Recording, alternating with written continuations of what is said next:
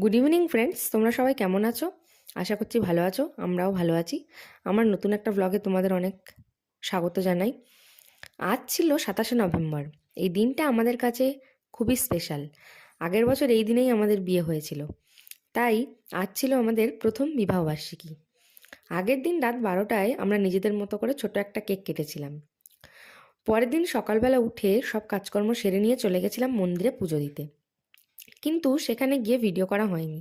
তাই বাড়ি এসে কেমন লাগছিল তোমাদের একটু দেখালাম।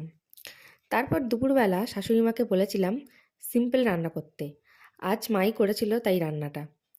আজ রান্না হয়েছিল ফুল চিংড়ি ভাজা, পেঁপে আলু মাছ দিয়ে ঝোল, আর নিহেরে মাছ, অনেকে আবার এটাকে লোটে মাছও বলে। তারপর খাওয়া দাওয়া সেরে ঘুম আর হয়নি দুপুরবেলা। বিকেলবেলা আমার মাসি আর আমার বাপের বাড়ির পাড়ার এক মাইমা এসেছিল বিয়ের নিমন্ত্রণ করতে, তাই একটু মিষ্টি আর কফি করে দিয়েছিলাম ওদেরকে। ওরা চলে যাওয়ার পর সন্ধ্যা দিয়ে বর আর আমি চলে গেছিলাম ডিনারের জন্য খাবার আনতে। তো রেস্টুরেন্টটা একটু তোমাদেরকে দেখালাম, কি সুন্দর সাজানো, তাই না বলো? বাড়ি এসে রেডি হয়ে ফ্যামিলি সবাই মিলে কেক কেটে নিলাম।